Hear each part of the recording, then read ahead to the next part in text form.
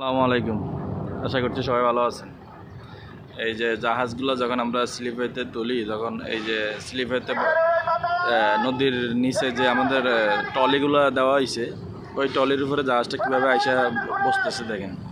এই জাহাজটা প্লেস করতেছে আর কি, ট্রলির উপরে আস্তে আস্তে বসানো হইতেছে আর কি। তো এই যে ট্রলির উপরে আস্তে আস্তে করে আসতেছে বসানোর জন্য। এই যে আমাদের ডকসারিংয়ের লোকজন সব রেডি আছে, মানে গরু জবাই দেওয়ার মতো। এই যে আস্তে আস্তে এসে ট্রলির উপরে বসাবে, তারপর আস্তে আস্তে টানবে আর কি।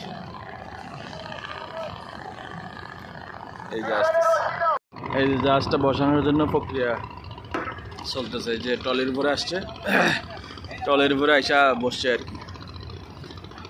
এই যে লেবাররা কাজ করতেছে, ডকসারিংয়ের লোকজন। তো ওই যে আমাদের ডকসারিংও আছে, মাইক হাতে নিয়ে সিগন্যাল দিতেছে। মাইক হাতে এই যে হারুন সাহেব, এর সাথে আমাদের ফেব্রিকেশন ইঞ্জিনিয়ার রাজু সাহেব দ্বারাই আছে। তো এইলো টলির উপরে গাড়িটা জাহাজটা বসাইতেছে আর কি। তো টলির উপরে বসানো হয়ে গেলে পরে আস্তে আস্তে উপরের দিকে টানবো আর কি। আরও কাজ আছে, অনেক কাজ আছে, কাজ শেষ করে তো জাহাজটা তুলতে হইব আর কি। তো সবগুলো ভিডিও দেখেন, পুরো ভিডিওটা দেখেন, ভালো লাগবে ইনশাল্লাহ।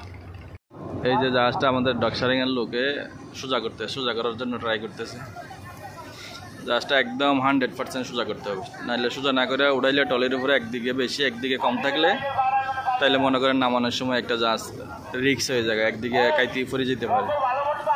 তো এই জন্য 100% করে উড়ানো লাগে। এই যে আমাদের ডকসারিং আছে, হারুন সাহেব মাইক দিয়ে সিগন্যাল দিতেছে জাহাজের মাস্টারে যেন সুন্দর প্লেসটা সুন্দর হয়ে যায় আর কি। প্লেসটা সুন্দর হলে জাহাজটা টানতে সুবিধা হয় আর কি। তো এই হলো অবস্থা। ভিডিওটা একটু বড় হইলেও সবাই একটু ভিডিওটা দেখেন তো ভালো। অনেকে চাইছেন দিয়েছেন যে ভাই জাহাজ কীভাবে তোলেন একটু দেখাইন, ওই জন্যে ভিডিওটা কষ্ট করে করতেছি, একটু বড় হইতে পারে আর কি ভিডিওটা। তো এইখান থেকে টানতে টানতে জাহাজটার একদম ওই সেলের মাথা পর্যন্ত নিয়ে যাবে আর কি। আমাদের একদম ওই যে সোজা যে উইন্স মেশিনটা দেখতেছেন, ওই উইন্স মেশিনের দ্বারা এটা টানতে টানতে একদম সেলের মাথা পর্যন্ত নিয়ে যাবে আর কি। তো পুরো ভিডিওটা দেখেন, আরও বাকি আছে।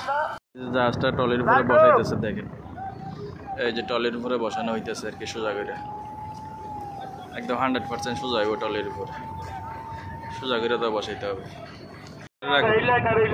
গরু এনে যাওয়া দিতে হইব। দেন কত পরিশ্রম করা লাগে একটা জাহাজ বসাইতে গেলে।